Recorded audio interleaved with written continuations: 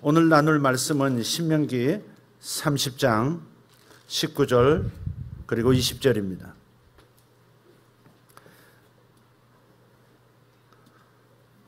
함께 봉독합니다. 내가 오늘 하늘과 땅을 불러 너희에게 증거를 삼노라. 내가 생명과 사망과 복과 저주를 내 앞에 두었은즉 너와 내 자손이 살기 위하여 생명을 택하고 내 하나님 여호와를 사랑하고 그의 말씀을 청종하며 또 그를 의지하라. 그는 내 생명이시요 내 장수이시니 여호와께서 내 조상 아브람과 이삭과 야곱에게 주리라고 맹세하신 땅에 내가 거주하리라. 아멘.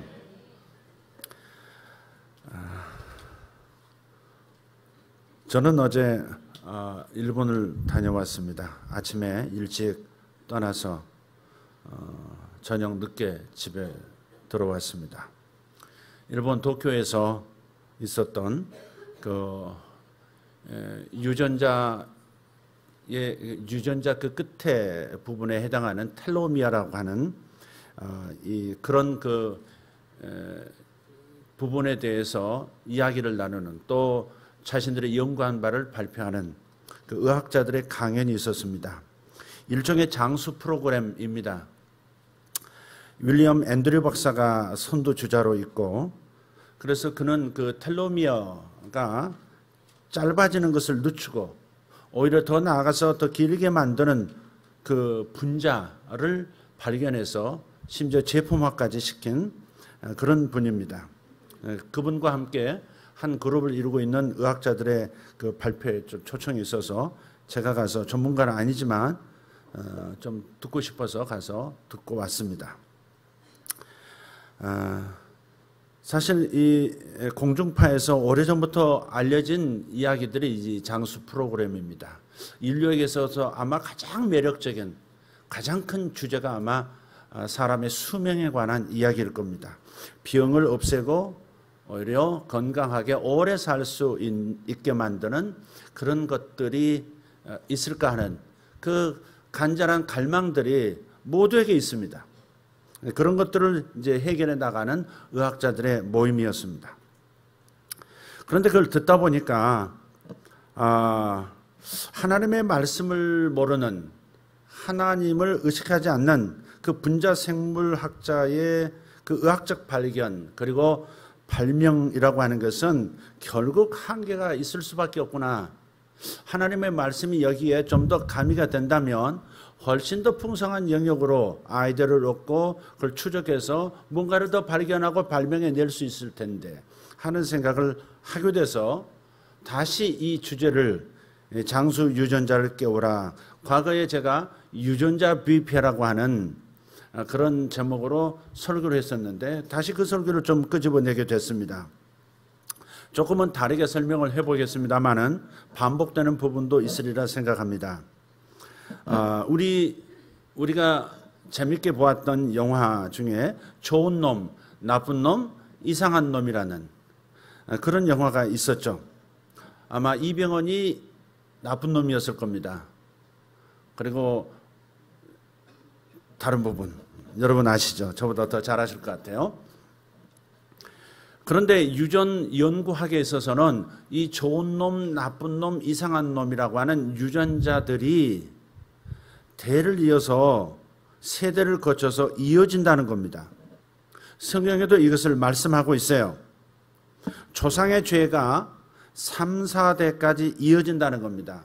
죄라고 하는 사람 바깥에서 역사하는 어떤 추상적인 개념이라고 할 수도 있겠는데 그런 죄의 영향력이 유전자에게까지 영향을 끼쳐서 그 유전자의 변형이 3, 4대까지 이어질 수 있다는 겁니다. 출애굽기 20장 5절 나쁜 놈 유전을 이렇게 말합니다. 그것들에게 절하지 말며 그것들을 섬기지 말라. 내 하나님 여호와는 질투하는 하나님인즉 나를 미워하는 자의 죄를 갚되 아버지로부터 아들에게로 3, 4대까지 이르게 하거니와.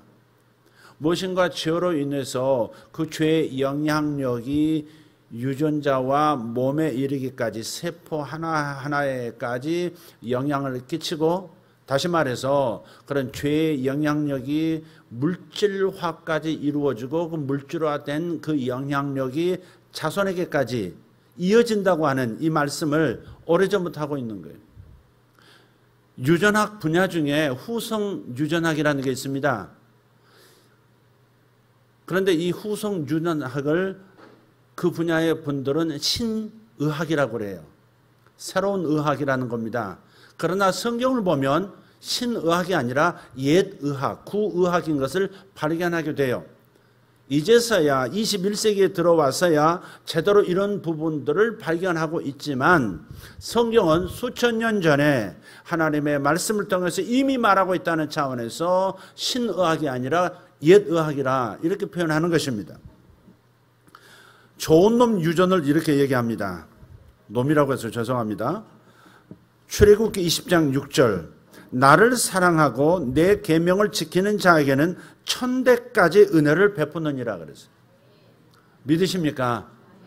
주님을 사랑하고 주님을 찬양하고 주님을 갈망하고 그분의 마음 담기를 원하는 이러한 삶의 태도들, 생각들, 감정들이 천대까지 무언가 은혜로서, 은혜 현상으로서 나타나게 되어진다는 겁니다. 또 있습니다. 출애굽기 34장 7절, 인자를 천대까지 베풀며 악과 과실과 죄를 용서하리라. 그러나 벌을 면제하지 아니하고 아버지의 악행을 자손 3, 4대까지 보응하리라. 자, 나쁜 놈도 있고 이상한 놈도 있는 구절이 있어요. 민수기 14장 18절, 여호와는 노하기를 더디하시고 인자가 많아 죄악과 허물을 사하시나 형벌을 받을 자는 결탄코 사하지 아니하시고 아버지의 죄악을 자식에게 갚아 3, 4대까지 이르게 하리라 하셨나이다. 그분이 창조주이시고 그분이 우주를 설계하시고 우리 몸을, 우리 인생을 설계하신 분이라면 이 말씀을 간과해서는 안 되겠죠. 3, 4대까지 그 죄와 그 죄의 후과들에 대해서 분명히 대가지불을 자신만이 아니라 자식에게까지, 그 자식의 자식에게까지 이렇게 한다고 하는 이 말씀은 가벼이 여길 말씀은 아니다 이 말이에요.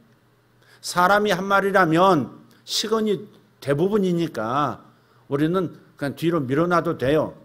전능하신 분께서 계시로서 우리에게 말씀하셨다면 한 말씀 한 말씀이 너무나도 중요한 것이죠. 그래서 이 말씀을 자칫 잘못 듣는다면 이렇게 생각할 수도 있겠어요. 과거 증조 할아버지, 고조 할아버지가 용서받지 못한 바로 그 죄악에 대해서 후손인 우리가 책임을 져야 하는 것처럼 보일 수 있다. 이 부분은 여러분이 잘 생각하셔야 돼요. 다른 말씀을 한번 보겠습니다. 신명기 24장 16절인데요. 아버지는 그 자식들로 말미암아 죽임을 당하지 않을 것이요 자식들은 그 아버지로 말미암아 죽임을 당하지 않을 것이니 각 사람은 자기 죄로 말미암아 죽임을 당할 것이니라. 지금 말씀의 분위기가 달라졌죠. 조상의 죄가 물려진다고 그냥 애매하게 조상이 잘못 저지른 죄악의 후과를 자신이 겪어야 된다고 하는 이런 말씀도 있는가 하면 지금 이 말씀을 보면 아버지의 죄는 아버지로 끝난다는 것이죠. 증조 고조 할아버지의 죄는 그들의 죄로 끝나고 나는 내 죄만 감당하게 될 것이다 하는 말씀처럼 지금 보여요. 또 있어요. 에스겔서 18장 19절 말씀, 그런데 너희는 이르기를 아들이 어찌 아버지의 죄를 담당하지 아니하겠느냐 하는도다. 아들이 정의와 공의를 행하며 내 모든 율례를 지켜 행하였으면 그는 반드시 살려니와 그랬어요. 조상의 죄가 있다 할지라도, 영향이 있다 할지라도 자신이 하나님의 뜻 안에서 하나님과 함께 같은 방향으로 같은 발걸음을 갖는 사랑과 아름다움의 인생을 선택한다면 조상의 죄가 자기에게 나타나지 않을 것이다 하는 겁니다. 18장 20절, 에스겔 18장 20절입니다. 범죄하는 그 영혼은 죽을지라 아들은 아버지의 죄악을 담당하지 아니할 것이요 아버지는 아들의 죄악을 담당하지 아니하리니 의인의 공의도 자기에게로 돌아가고 악인의 악도 자기에게로 돌아가리라. 지금 따라오고 계신가요? 여러분의 생명과 관계된 살아있는 동안의 삶의 질의 수준을 결정하는 그런 내용의 이야기들입니다. 그러니까 좀 잘 따라오시면 좋겠습니다. 각 사람이 각자의 죄를 담당할 뿐 조상의 죄까지 부담하는 것은 아니라고 지금 명백하게 또 말씀하고 있어요. 그런데 우리가 혼란스러워요. 같은 하나님의 입에서 나온 한 하나님의 한 말씀이신데, 같은 성경인데 한쪽에서는 부모의 잘못이 자녀에게 이어진다고 하고, 또 다른 한쪽에서는 각자 자신의 죄만 담당하고 자신의 삶이 아름다우면 자신의 아름다운 삶을 경험하게 될 것이라고 얘기하는 이 이야기, 혼란스러워요. 그런데 우리가 좀 과학자들의, 의학자들의 도움을 좀 받으면 보다 하나님의 말씀을 이해하기가 쉬워지는 것 같습니다. 과학과 신학은 서로 경쟁하기는 할 수 있겠지만 싸워야 할 대상은 아니라고 생각합니다. 어쩌면 시간이 갈수록 과학과 의학은 하나님의 말씀의 신빙성을 더해 줄 겁니다. 그래서 서로 간에 하나님의 영광을 드러내는 협력자의 관계다. 저는 그렇게 생각을 합니다. 성경이 그렇게 또 말씀하고 있고요. 전통적 유전학이 설명할 수 없었던 과학적 신비가 있습니다. 예를 들면 예가 되겠는데요. 일란성 쌍둥이 중 한 명은 아버지처럼 천식을 앓는데 다른 한 명은 천식을 앓지 않는 경우를 그동안 설명할 수가 없었던 거예요. 똑같은 정보를 가진 일란성 쌍둥이입니다. 이 일란성 쌍둥이는 이 동일한 게놈, 그러니까 유전자 지도를 지니고 있는데, 따라서 두 사람 다 동일한 방식으로 내부 자극에 반응하는 것이 당연합니다. 지금 부모로부터 똑같은 털끝 하나, 손톱끝 하나, 머리카락 색깔까지도 똑같을 수밖에 없는 결정된 유전자, 동일한 유전자를 이어받았음에도 불구하고, 그렇다면 유전자가 발현되는 과정에 있어서 내부의 자극에 의해서 똑같이 반응하는 게 당연하다 이 말이에요. 그런데 그들 각자가 세상을 받아들이는 방법은 다른 것이죠. 이것을 어떤 학자는 I 팩터라고 얘기합니다. 나 요인. 각자의 생각이 다르고 삶의 환경에 반응하는 방식이나 선택하는 능력도 다르다는 겁니다. 그것이 일란성 쌍둥이임에도 불구하고 다른 모습으로, 다른 삶으로, 다른 성격으로 자라나는 원인이라는 거죠. I 팩터. 각자가 생각과 선택 그리고 반응하는 방식이 다르기 때문에 그것에 의해서 유전자 발현의 수준이 달라지고 내용이 달라진다는 겁니다. 따라서 비록 유전자는 같더라도 유전자가 발현하는 양상은 신경 신호에 의해서 변경될 수 있기 때문에 상이한 선택에 따라서 그들 각자의 유전자 발현도 상이하게 나타나는 겁니다. 우리는 부모로부터 물려받은 게 있어요. 좋은 놈도 물려받았습니다. 지금 유전자를 말하는 거예요. DNA를 말하는 거예요.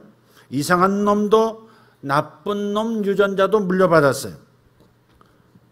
이 유전자를 씨앗과 같은 상태로 지금 우리는 이어받은 겁니다.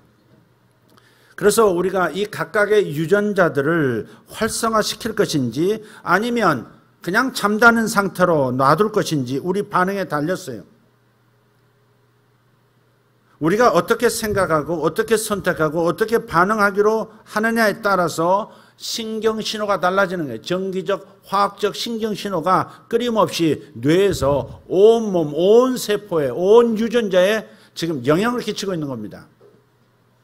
이 달라진 신경신호에 의해서 유전자가 발현하는, 다시 말해 특정 단백질 생성이 달라지는 겁니다. 저는 비전문가지만 조금 자세히 설명을 노력해보자면 좀 이렇게 다시 한번 얘기하겠습니다. 한 사람 안에, 한 사람에게 약 100조 개 이상의 세포가 있답니다.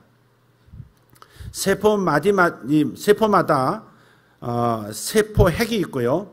그 각각의 세포핵 안에는 두 쌍의 염색체가 있습니다. 우리 중학교, 고등학교 때 다 배웠을 겁니다. 두 쌍의 염색체가 있어요. 그 염색체 안에 나선형 DNA 유전자가 피막에서 마치 뇌꼬치가 막에 쌓여서 그 속에서 나비가 되는 과정을 겪듯이 피막에 쌓여 있고, 그 유전자들이, 피막에 쌓인 유전자들이 외부로부터 혹은 내부로부터 자신을 깨울 신호를 지금 기다리고 있다는 거예요. 그래서 외부나 내부의 신호에 따라서 피막이 벗겨지면 이 RNA, 리보핵산이라고 그러죠. 거기 리보핵산 앞에 소문자로 M을 붙이더라고요. 그 메신저 리보핵산이에요. 이것이 뭐냐면 이 피막이 벗겨진 상태가 되면 유전자가 이 사다리꼴이 뒤틀린 사다리꼴 같은, 그래서 그 중간에 유전자 정보들이 가득히 나열되어 있는데 그게 이렇게 벌어져요. 이게 벌어지면서 그 메신저 리보핵산이 그 벌어진 곳에서 그 화학적, 전기적 신호에 따라서 필요한 유전 정보에 가서 붙습니다. 그래서 마치 컴퓨터에 그 USB를 끼우고 다운로드 받고 빼듯이 설계도를 빼와요. 이상한 놈을 빼올 수도 있고 나쁜 놈을 빼올 수도 있고 좋은 놈을 빼올 수 있는 거예요. 그게 메신저 리보핵산의 역할이에요. 근데 그 메신저 리보핵산이 유전자 정보, 설계도를 가져온 다음에 바깥으로 나와서 리보솜이라고 하는 단백질 공장에 그 설계도를 넘겨줘요. 그러면 계속해서 리보솜에서 지금 전달한 설계도대로 그런 단백질들을 계속 만들어내는 겁니다. 그게 세포가 되고 그게 뇌신경이 되고 그게 다 몸을 이루는 거예요.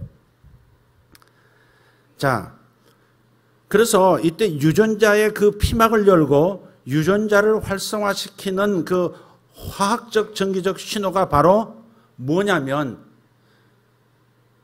반복하는 생각과 선택이라는 겁니다.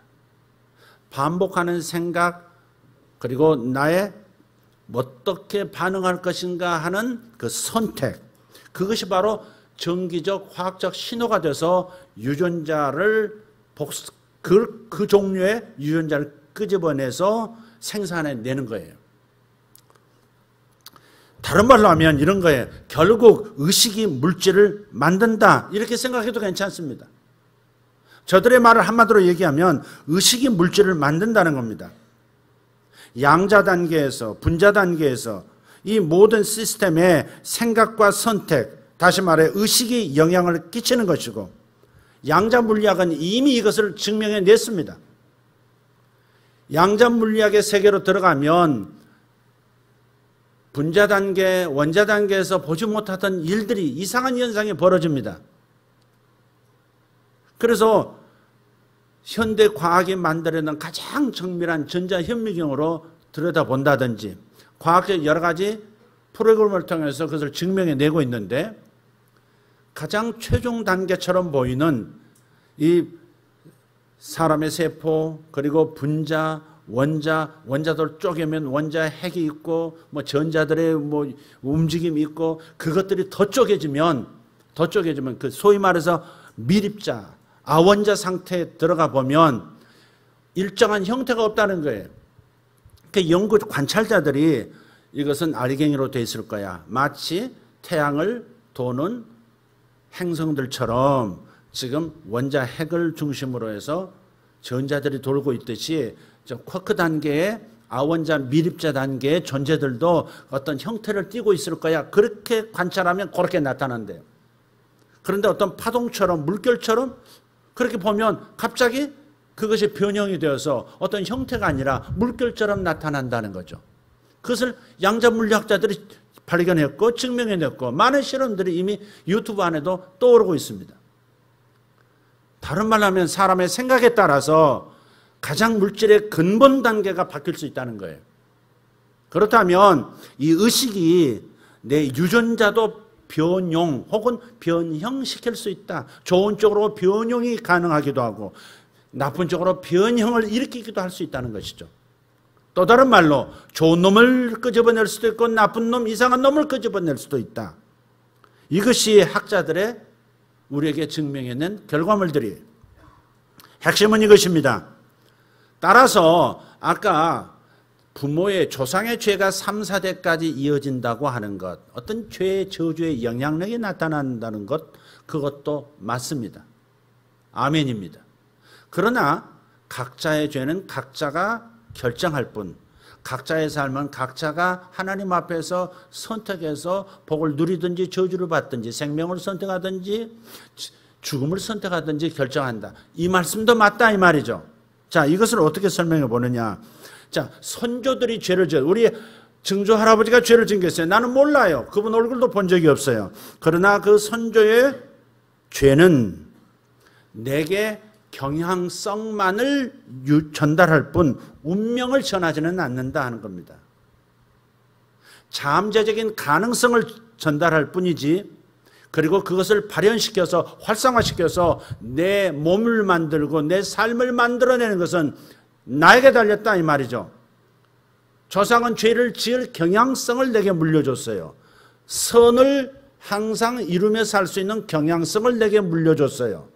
그러나 그것을, 그 유전자를 깨우는 것은 나의 생각과 나의 선택에 달렸다 하는 겁니다. 의식의 물질을 바꿀 수 있다. 의식의 물질을 만들어낸다. 아멘입니다. 과학자들의 그 발견들, 그것은 하나님의 말씀을 드러내는 거예요. 조상들의 삶으로 인해서 여러분에게 어떤 경향이 내재한다 해도 그것이 여러분의 책임은 아닌 거예요. 그래서 주님은 아버지의 죄는 아버지가 감당하고 자식의 죄는 자신이 감당한다, 그렇게 말씀한 거예요. 경향만 전달할 뿐이지, 그리고 내가 지은 죄가 아닌데 왜 물려받아야 되느냐, 이거에 대해서 우리가 굳이 하나님 앞에서 딴짓할 이유가 없다. 사실 내가 이런 경향을 지니게 된 거, 이런 유전자를 지니게 된 거, 그것은 내 책임은 아니에요. 분명히 조상이 잘못한 거예요. 그러나 그것이 내 삶에 나타나게 만드는 것은 나니까 책임은 나에게 있다. 탓할 이유 없다 하는 겁니다. 분명한 것은 저와 여러분이 반드시 그러한 경향이 내 안에 있음을 인식해야 돼. 우리 아버지의 습성이 내 안에 있음을 인식해야 돼. 우리 할아버지 할머니가 지금 저질렀던 선행과 악행들의 영향력이 내 안에 경향성으로서 잠재되어 있다는 것은 인식해야 합니다. 진단해야 하고, 그리고 그것을 제거해 내기로, 영원히 묻어버리기로, 자식들에게 물려주지 않고 내 대해서 끝내버리기로 결정해야 하는 거예요. 이것은 전적으로 내 책임입니다. 자신의 삶에 예수님의 십자가 공로를 적용하십시오. 죄를 인정하고 회개하고 앞으로 선택하게 될 가능성 있는 죄의 모습을 내어버리기로 다짐하고 행동해야 합니다. 그래서 부모가 저질렀던 죄도 내가 회개할 수밖에 없는 것. 조상의 죄를 다니엘이 회개했고 에스라가 회개했고 또 우리도 회개하는 까닭은 우리 안에 조상들의 저지른 죄의 흔적들이 내재했기 때문에 이것을 내어버리기로, 이것을 영원히 제거해버리기로 내가 반드시 처방을 내려야 되고 행동해야 되기 때문에 내가 조상의 죄를 대신 회개하는 겁니다. 그리고 내 안에 내 스스로 만들어낸 잘못된 유전적 정보들이 자식에게 대를 이어 가지 않도록 내가 죄를 회개하고 버려야 하는 것입니다. 그걸 결단해야 하는 겁니다. 유전자 안에 흡연할 경향이 있어요. 잘못된 식습관 경향도 있습니다. 알코올 경향도 있고 비만 경향 유전자도 있고 부정적 태도로 일관할 경향도 있고 스트레스 통제가 어려운 경향성도 있고 암 발현 환경 유발 경향성도 있고 이런 경향 유전자를 깨워서 발현시키면 우리의 삶의 질이 현저하게 떨어지고 수명도 단축되고 평안과 행복이 사라질 수 있다는 것입니다. 그렇기 때문에 생각과 선택에 있어서 어떤 스위치를 켤 것인가를 조심하셔야 합니다. 사실 생각과 선택이 스위치죠. 나쁜 놈은 물론 이상한 놈 유전자는 깨워서는 안 됩니다. 오직 좋은 유전자를 깨우셔야 합니다. 이것을 후속 유전자, 후성 유전학이라고 얘기하는 겁니다. 생각 신호가 스위치. 다시 말씀드려요. 생각이 신호입니다. 스위치입니다. 이걸 끼면 그 방향으로, 반복해서 생각하면 그 방향으로 유전자들을 흔들어서 피막을 벗겨내고 그 정보들을, 설계도를 끄집어내서 공장에서 대량 생산해버리고 마는 거죠. 그럼 성격이 그 방향으로 가고, 뇌의 가소성, 뇌의 가소성이라는 건 뭐냐면 뇌는 계속해서 새로운 신경망들을 만들어내고 있는 겁니다. 나이가 들어도 계속해서 새로운 신경망을 만들어내고 있어요. 죽어가는 쪽도 있지만 나무도 마찬가지. 죽어가는 게 나쁜 건 아닙니다. 나무도 이렇게 자라는 걸 보면 나무 스스로 도토시키는 가지가 반드시 있습니다. 여러분 산책할 때 한번 잘 보십시오. 이상하게 같은 건강한 나무인데 어떤 가지는 잎 하나도 없는 죽어가는 나무 가지인 것을 발견할 겁니다. 같은 나무 가지 중에서도 또 갈라지는 나무 가지들이 있죠. 근데 그 중에서도 어떤 것은 잎이 가득한데 어떤 것은 말라 죽어가고 있어요. 왜 그럴까? 그건 나무 스스로 선택하는 겁니다. 어떤 가지는 죽이기로 결정하고 어느 쪽으로 에너지를 집중하기로 나무 스스로, 그 나무 유전자 안에서 어떤 변형이 일어나고 있는 거예요. 스스로 선택하고 있는 거예요. 인격을 가졌다는 말은 아니지만, 그래도 우리도 뇌세포가 죽어간다, 어떤 부분이 자꾸 이렇게 약해져 간다, 괜찮습니다. 왜냐하면 늙어 죽을 때까지 의학자들에 의하면 뇌는 계속해서, 뇌 신경망들은 계속해서 만들어진다는 것이죠. 그래서 우리가 노력하면, 그래서 어떤 분들은 뇌가 계속해서 젊은 뇌가 되어지도록, 노화를 늦추도록 끊임없이 새로운 것을 공부하는 분들이 있어요. 화투를 치는 분들도 있잖아요. 치매 예방, 화투. 근데 화투도 처음에는 이게 재밌으니까, 아직 호기심이 있으니까 뇌에 여러 가지 이 뇌론들이 생겨나고 신경망들이 생겨나요. 근데 익숙해져 버리면 그 다음 더 안 자란대요. 제일 좋은 방법 중에 하나는 외국어를 배우는 거랍니다. 외국어를 계속 배우면 계속해서 새로운 단어 암기해야 되죠. 새로운 문장 이해해야 되죠. 뭐 해야 되죠. 그렇죠? 그러니까 뇌가 계속해서 발전할 수밖에 없다는 것이죠. 그래서 생각 신호가 스위치라는 것을 잊어서는 안 됩니다. 그래서 선택과 상상과 결심을 잘 가리십시오. 내가 선택하면 나타나고요. 선택하지 않으면 내 삶에서 사라집니다. 물론 자녀들에게 물려지지 않을 수도 있습니다. 나쁜 것을, 이상한 것을 내 대해서 끝장낼 수 있습니다. 각자의 인생은 각자가 책임지는 거예요. 놀랍지 않습니까? 대로 물려진다는 말, 경향성만 물려주는 것이지 그것이 실제로 나타나게 하는 것은 자신이다 하는 것이 얼마나 복음 같은 이야기냐고요. 조상의 죄, 내가 얼굴도 모르는 조상의 죄값을 내가 치러야 된다? 이건 아니라고 하는 것을 이제는 학자들에서 깨닫게 되었으니, 말씀에 혼잡스러움이 사라졌으니 이제 얼마나 감사하냐 이 말이죠. 이런 것을 조심하셔야 돼요. 내 어머니는 우울증을 앓으셨지. 그래서 나에게도 우울증이 있을 거야. 이젠 내 아들이 우울증을 앓게 될 거야. 이렇게 선택하고 이렇게 말하는 순간 우울증을 유발시키는 경향성의 유전은, 그 유전의 특질은 활성화되기 시작합니다. 나타난다 이 말이에요. 문제점을 생각하고 상상하고 발설하는 행위 자체가 신경신호로 작동해서 해당 유전자를 끄집어내버린다 이 말이죠. 결국 자신이 말한 내용 그대로, 생각한 내용 그대로 현실이 되어 버리는 겁니다. 만일 우리가 이 엄중한 사실을 인식하지 못한다면, 우리가 미처 깨닫지 못하는 사이 우리의 삶은 유전의 덫에 갇히게 될 겁니다. 계획에도 없던 삶을 살아가게 될지도 몰라요. 갑자기 무너진 삶이 될 수도 있고, 갑자기 불행의 늪에 던져진 그런 삶을 살 수도 있어요.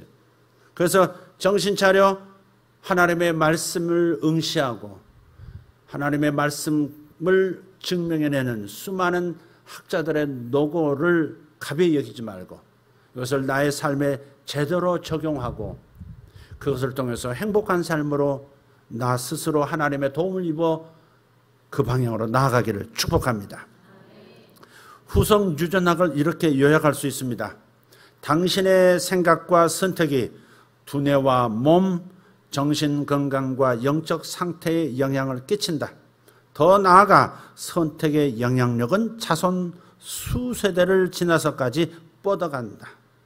이것이 후손 유전학이 우리에게 성경적인 언어로 던지는 메시지.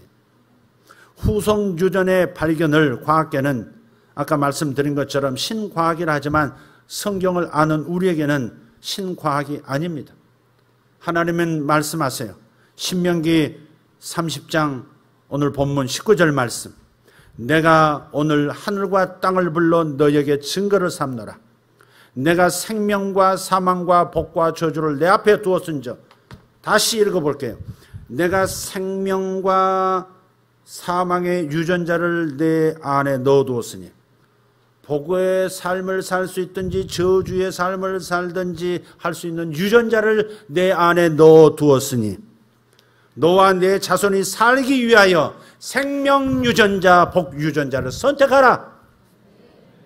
무엇으로? 반복된 생각으로, 반복된 감정과 상상과 발설로 선택하는 것이다. 내 삶은 계속 이렇게 가지 않습니다. 내 생각에 따라 달라질 것이고 내 반복된 상상과 감정과 하는 말버릇에 따라서 내 인생은 달라질 겁니다. 몸도 달라질 겁니다.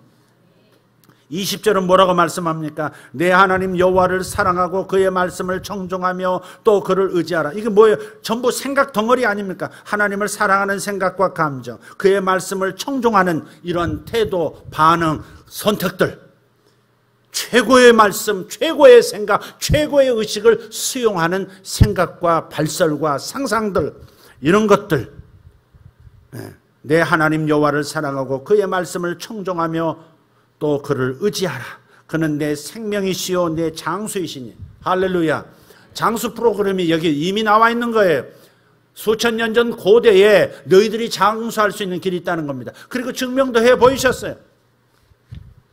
아담과 하와가 범죄함으로 말미암아서 죄의 그 원죄의 유전성이, 원죄의 그 유전자 변형이 그들의 자손에게 내려가기 시작했죠. 형제가 살인하기 시작하고, 그리고 군집을 이루면서 서로 대적하고 서로 죽이고 서로 착취하고 하는 수많은 죄의 유전성들이 인류 가운데 줄기줄기 뻗어나오고 있어요. 근데 그럼에도 불구하고 처음 아담도 죽음을 선고받은 다음, 자신이 죽음을 선택한, 저주와 죽음을 선택한 다음에도 아담은 수백 년을 살았습니다. 하와도 마찬가지고, 심지어 그의 자손 중에 몇 대 후손 중에 무두셀라는 900세 이상까지 1000세 가까이 살았습니다. 원래는 영원히 살게 된, 그러니까 소위 말해서 유전자 끝에 달린 텔로미어가 영원히 닳아지지 않는, 여러분 신발 끈을 보면 끝에 그 이렇게 플라스틱으로 이렇게 딱 오므려진 부분 있죠. 그게 없으면 쉽게 해체가 될 겁니다. 신발끈이 끼워지지도 않고 해체돼 버릴 거예요. 그래서 신발끈에 붙어 있는 그 끝부분, 그게 바로 텔로미어예요. 이게 다 상당히 닳아지고 나면 태어날 때, 임신했을 때 15,000번 세포 분열을 할 수 있는 그러한 개수를, 수량을 가지고 태어납니다. 잉태가 돼요. 그런데 태어나면서 5,000개가 사라진답니다. 그리고 살아가면서 5,000개를 사용하고 나머지 한 5,000개쯤 남았을 때 죽어간대요. 그때부터 언제 죽을지 모른다는 거죠. 그래서 이 텔로미어조차도 어때요? 과거에 죄가 없을 때에는 영원히 소멸되지 않는, 닳아지지 않는 텔로미어였을 겁니다. 유전학적으로 표현하면 그렇습니다. 그러나 죄가 들어오면서 죄라는 의식이 들어오고 죄의 현상이 저주 현상으로 나타난 것이 뭐예요? 텔로미어가 이제 빠른 속도로 닳아지기 시작했다는 것이고, 유전자 정보가 보존이 되지는 못하는 거예요. 자, 그런데 한번 생각해 보세요. 아담 한 사람의 범죄로 인해서, 그리고 증가되는 각종 죄들이 계속 생성되고 유전되면서 사람의 수명이 1000세 가까이 살던 사람들이 500년, 200년, 100년 뭐 이렇게, 심지어는 40년 평균 수명의 나라도 있습니다. 그러나 기억합시다. 예수께서 죄와 저주를 십자가에서 짊어지신 두 번째 아담이라는 새로운 인류, 새로운 종족의 출발자이셨다는 것을 기억하고, 아담 한 사람으로 인해서 수명까지도 줄어들기 시작했었다면 예수 그리스도의 이 땅에서 십자가의 그 희생적인 사랑의 표현으로 인해서 영원히 우리 의식도 변할 뿐만 아니라 우리의 유전자 몸에까지도 변형이 일어날 수 있는 가능성이 열려졌다는 것을 생각한다면, 오늘날 의학자들이 후속유전학이라고 하는 이런 분야까지도 발견하는 것이 하나님의 은총이다 이 말이에요. 그들이 하나님을 믿지 않든 간에 하나님의 은총은 온 세상에 나타나고 있는데, 예수 그리스도의 십자가의 위대한 죄를 소멸하고 하나님의 의의 선포의 역사가 하나님의 자녀에게는 100% 나타나고, 하나님이 없는 저들에게까지 영향을 미쳐서 저들이 바로 사람의 수명을 늘려내기 시작하는 그런 발견들, 그런 제품들을 만들어내는 발명에까지 이르고 있다는 사실이에요. 그래서 저들이 하나님도 모르면서 이무대로 사람의 수명을 늘리는 저런 유전자를 건드리는 저런 일까지 하다니, 우리는 그렇게 볼 필요가 없다는 것이죠. 예수 그리스도의 십자가의 능력은 교회 안에만 머무르지 않습니다. 예수 그리스도의 은혜는 교회 밖, 정치, 경제, 문화, 사회, 의학 모든 영역에 보이지 않게 영향을 끼치고 있다는 사실을 기억하십시오. 할렐루야. 그래서 지금 이렇게 생각하시면 좋겠습니다. 죄의 저주가 있었음에도 불구하고 당장 수명이 짧아지지는 않았었다. 그러나 점차적으로 죄가 증가하면서 사람의 수명도 짧아졌다. 그러나 십자가에서 예수께서 죄의 저주를 다 짊어지시고 제거하셨은즉 이제부터 하나님의 은혜 가운데 있는 사람들은 물론이고, 하나님의 은혜에 대해서 알지조차 못하는 사람들에게도 은혜의 혜택이 나타남으로 말미암아 수명이 점점 길어지는, 이제는 120년이 아니라 150년은 너끈히 기본적으로 살 수 있는 세상이 올 수도 있습니다. 단지 하나님 없는 과학자들의 발견의 산물이 아니라 그 배후에서 역사하시는 십자가의 은혜가 나타나고 있는 거예요. 세상과 신앙, 세상과 교회를 분리하지 말고, 세상의 학문과 하나님의 말씀을 분리하지 말고, 세상의 학문이 저렇게 발전해서 사람의 수명, 장수 프로그램이 실제 가능하도록, 영생 프로젝트가 가능하도록 만드는 저런 이상스러운 발견들을 우리의 몫이 아니야 라고 밀어버리지 말고 하나님의 선물로 받아들이면 좋겠다. 저는 믿어요.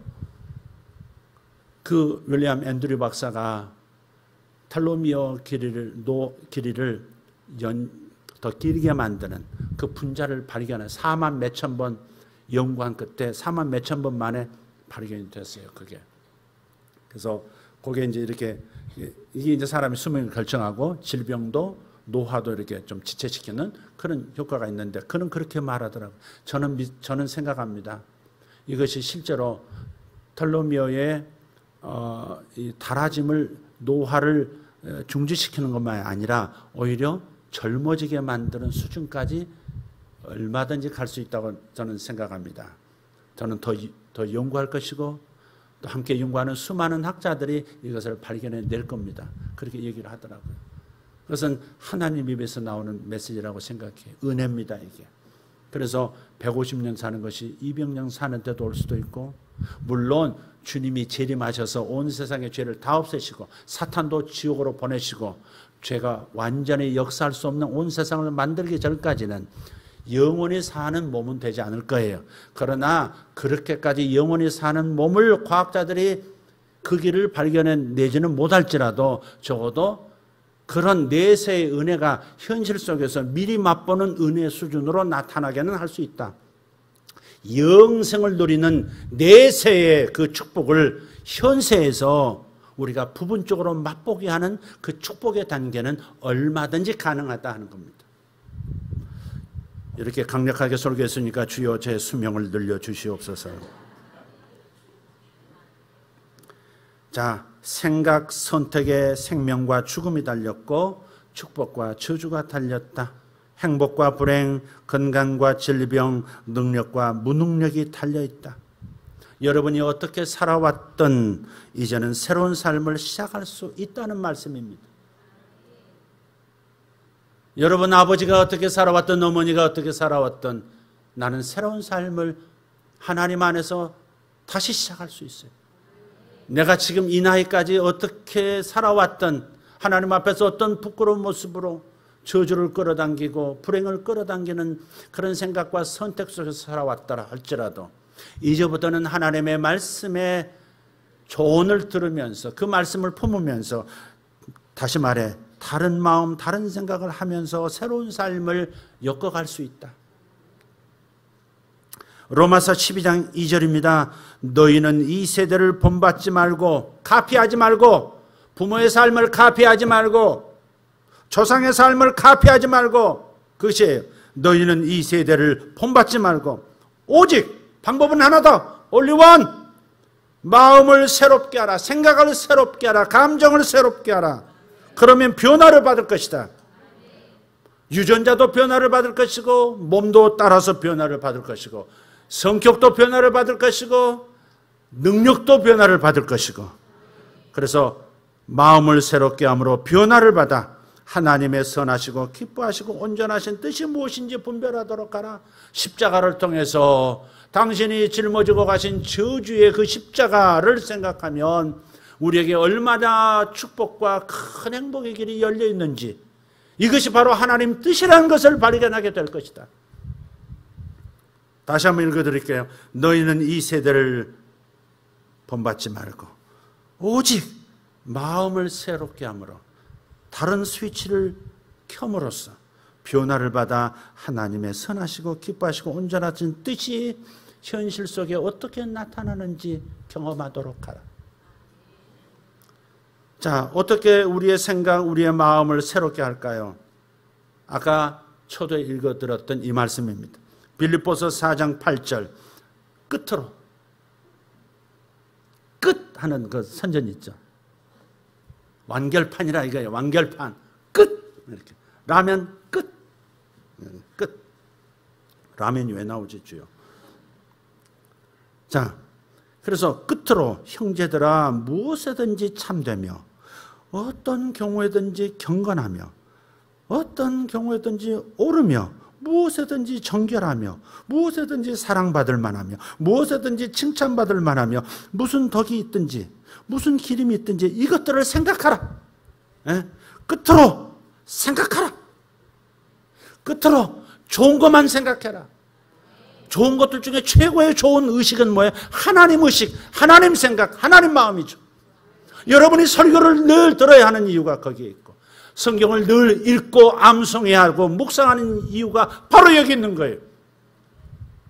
창조 설계를 완벽하게 해놓으시고 죄로 인해서 상실된 흐트러진 창조 질서를 다시 바로잡고 우리가 행복과 생명으로 나아갈 수 있도록 하나님께서 내리신 처방의 말씀, 이 말씀을 끊임없이 여러분은 들어야 하는 것입니다. 여러분이 여러분을 먹여야 하는 것입니다. 여러분이 여러분의 유전자를 잠재울 수도 있고 깨울 수도 있어요. 암 유전자를 깨우는 것도 당신이고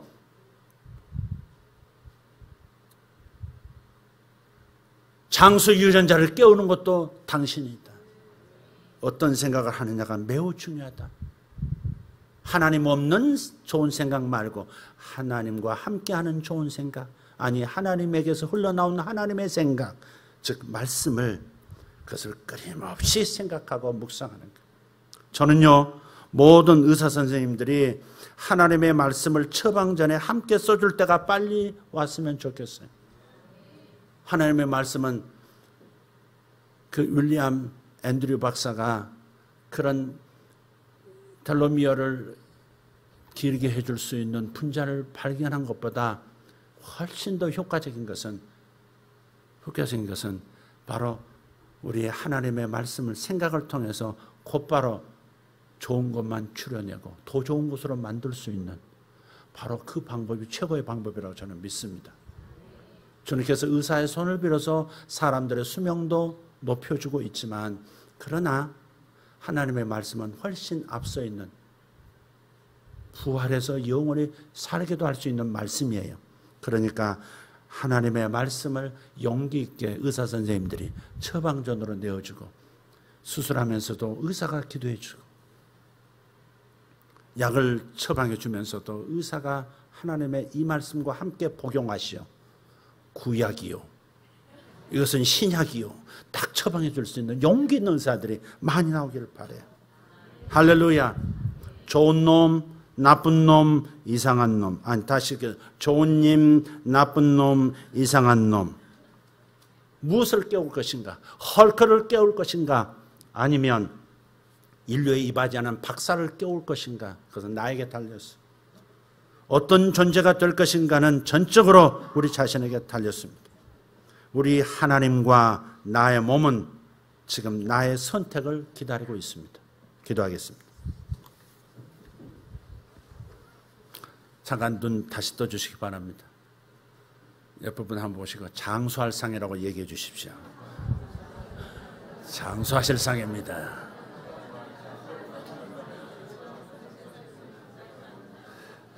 역시 장수와 영생은 인류 모두의 희망입니다. 기도하겠습니다. 하나님 감사합니다. 하나님 말씀은 일찍이 우리의 장수 유전자를 잃어버린 까닭을 밝히셨고, 다시 장수 유전자를 다시 복구할 수 있는, 회복할 수 있는 방법도 말씀 가운데 넣어준 것을 오늘 다시 한번 발견합니다. 수많은 학자들의 성실한 노력도 감사하거니와, 그러나 하나님의 말씀은 일찍 이 모든 것의 끝판왕으로서 작품을 이미 밝혀놓고 계시니 우리 먼저 끝에 가서 먼저 누리는 자들이 되기를 원합니다. 하나님의 말씀을 최고의 가치로, 하나님의 말씀이 내 생명이고, 하나님의 말씀이 나의 장수고, 하나님의 말씀이 나의 복이고, 하나님의 말씀이 나의 인생을, 나의 성품을, 나의 모든 것을 결정하는 축복인 것을 주님 인정하고 감사드립니다. 아버지, 오늘 말씀이 저들 가운데서 마음 안에서 먼저 활성화되기를 원합니다. 예수님의 이름으로 기도합니다. 아멘.